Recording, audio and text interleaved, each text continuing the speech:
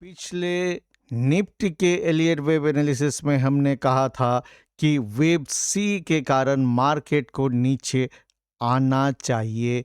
अगर हमारा ये वेव काउंट सही है, जिसमें हम लोग मान रहे हैं 2 अप्रैल से एक रिवर्सल आया हुआ है मार्केट में।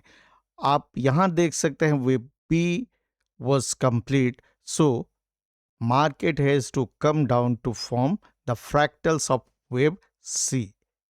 तो क्या सच में निफ्टी में एक करेक्शन आने वाला है जो इस गैप को भर देगा, या फिर निफ्टी 24,000 में सपोर्ट लेकर एक बाउंस देगा ऊपर की ओर?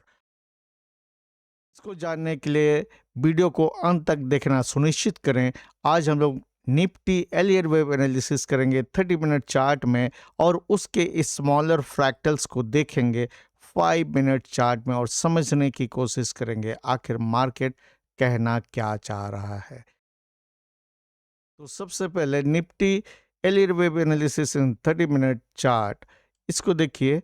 इसमें हम लोगों ने ये माना है कि 2 अप्रैल को वेव 4 कंप्लीट हो चुका है। उसके बाद जो ये अपमूव आया, ये 5 का फ्रैक्टल है, और 1 यहाँ कंप्लीट हुआ है, जिसमें 1 2 3 4 एंड 5 आपको यहाँ दिख रहा है। वेव 5 एक एंडिंग डायगोनल बनाया, जिसमें आपको 1 2 3 4 एंड 5 आर क्लियर। ये सब मैंने कई बार पहले डिस्कस किया हुआ है, इसलिए मैं जल्दी जल्दी इसको बता रहा हूँ। ये 1 है, ये 2, ये 3, ये 4 और ये 5। इस तरह से ये वेव बना ए। और जब भी आपको करेक्टिव वेव 5 सब वेव स्ट्रक्चर दिखे, तो आप समझिए कि वो करेक्शन का एक पार्ट है, वो टोटल करेक्शन नहीं है। क्योंकि करेक्टिव वेव हमेशा 3 इन नेचर होता है, वो उसका करेक्टरिस्टिक फीचर है। करेक्टिव वेव हमेशा 3 होगा। और ए के बाद बी, यहाँ पर बी ने एक एलियट वेव ट्रायंगल बनाया, A B C D E, जिसमें ई ओवरशूट किया। और जैसा कि हमने थर्सडे नाइट के एलियट वेव एनालिसिस में ये कहा था कि अगर यहाँ तक का हमारा वेव काउंट सही है, तो मार्केट को अब नीचे की ओर आना है। तो फ्राइडे को देखिए, ये यहाँ पर ये 30 मिनट चार्ट है। यहाँ ये 1 मिनट, फ्राइडे यहाँ से शुरू हुआ, तो ये देखिए यहाँ एक गैप डाउन ओपन हुआ, और ये लगभग एक रेंज में ही रहा। इस तरह से आप देखेंगे इसको, मैं आपको दिखा रहा हूँ। ये यहाँ पर ये एक ब्रॉड रेंज आपको बना, ये 24,248 से लेकर 24,130 के बीच में एक ब्रॉड रेंज में ही मार्केट ने मूव किया। तो अब मार्केट को आगे किस तरह का मूवमेंट मिलने वाला है, और मार्केट क्या नीचे की ओर ये अपने सबवेव्स बनाएगा? तो अगर ये हमारा वेव काउंट सही है जो हम लोग प्रिडिक्ट कर रहे हैं, तो इसके हिसाब से 1 2 3 4 5 ये फ्रैक्टल बनना है। ये जो 1 आपको दिख रहा है, इसमें आपको फिर 5 सबवेव स्ट्रक्चर दिखेंगे। ये 2 में 3, इस 3 में 5, इस 4 में 3, और इस 5 में फिर 5 सबवेव स्ट्रक्चर बनेंगे। यानी समय अभी लगने वाला है। अब इसको हम लोग 5 मिनट चार्ट में देखते हैं, और ये स्मॉलर टाइम फ्रेम को समझने की कोशिश करेंगे इसके बाद। उसके पहले मैं आपको बता दूं, यहाँ पर 24,000 का लेवल बहुत इम्पॉर्टेंट है, क्योंकि ये एक साइकोलॉजिकल लेवल भी है।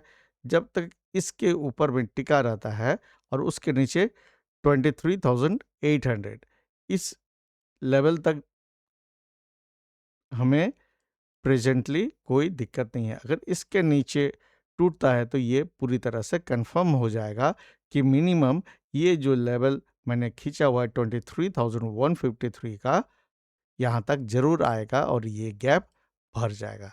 तो ये 2 इम्पॉर्टेंट लेवल आपको देखने हैं। अभी यहाँ से जो डाउन मूव आया है, इसको समझने के लिए इसके इंटरनल स्ट्रक्चर को समझने के लिए अब 5 मिनट चार्ट को देखेंगे। अब देखिए मैंने इस चार्ट को 5 मिनट में कन्वर्ट कर दिया है। हम लोगों को देखना है कि ये जो यहाँ हाई बना, यहाँ से जो करेक्शन हुआ, इसके अंदर में क्या स्ट्रक्चर है। तो यहाँ पर देखिए ये 1 बनना है, 1 इम्पल्स होगा या लीडिंग डायगोनल होगा, लेकिन ये होगा 5 सबवेव स्ट्रक्चर। इसलिए देखिए यहाँ पर आपको यहाँ से दिखेगा 1, ये 2, ये 3 और ये लगता है कि 4 है। इसके बाद ये 5, मतलब कि एक और बाकी ही है ये 1 को कंप्लीट होने के लिए। अब यहाँ पर इसका कलर मैं चेंज कर दे रहा हूँ, देखिए ब्लैक कर दे रहा हूँ। तो ये 1 को अगर कंप्लीट होना है तो इस तरह बनेगा जो लग रहा है। ये 4 जो है ये ए, बी और सी, ये इस तरह से ए, बी और सी, ये 4 कंप्लीट है। इसके बाद 5 बनेगा, तो फिर ये जो 1 है ये कंप्लीट होगा। यानी मंडे को एक डाउन मूव आना है पहले, और ये 5 बनने के बाद फिर एक बाउंस मिलेगा वेव 2 के फॉर्म में, और ये वेव 2 फिर आपको 3 सब वेव स्ट्रक्चर होगा, ए, बी और सी। इस तरह से ये आपको ये डाउन ट्रेंड के अगेंस्ट में एक बाउंस होगा ऊपर की ओर। तो इससे आप ये अंदाज़ा लगा सकते हैं कि मंडे को फिर एक डाउन मूव मिलना है, और वो कंफर्म हो जाएगा जब ये जो लो है फ्राइडे वाला 24,129, ये नीचे की ओर ब्रेक होने से आप सोच लीजिए कि ये सब wave 5 of this wave 1 is confirmed, या नीचे आएगा, लेकिन उसके बाद फिर ये बाउंस आना है इस वेव 2 के फॉर्म में। और ये वेव 2 आप कैसे निकालेंगे? पहले इस वेव 1 को कंप्लीट होने दीजिए। जब ये बाउंस होगा तो यहाँ आप फिबोनाची रिट्रेसमेंट इस तरह से लगाइएगा, और आपको डिफरेंट लेवल्स दिख जाएंगे, जो कि आपको 38.2%, 50%, 61.8% लेवल को ध्यान में रखना होगा। तो ये आगे की बात है, एनालिसिस कैसे करते हैं उसकी बात है।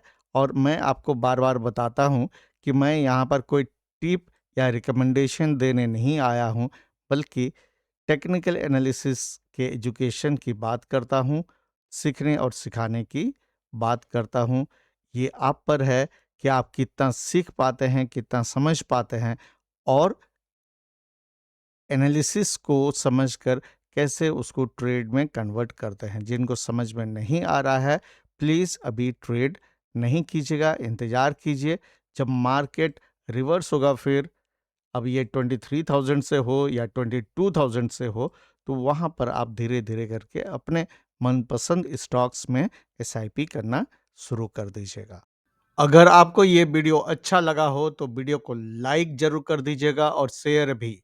और जिन दोस्तों ने अभी तक चैनल को सब्सक्राइब नहीं किया है तो चैनल को सब्सक्राइब जरूर कर दीजिए, ताकि मिलते रहे ऐसे ही निफ्टी के डेली अपडेट्स और आप सीख सकें एलियट वेव एनालिसिस।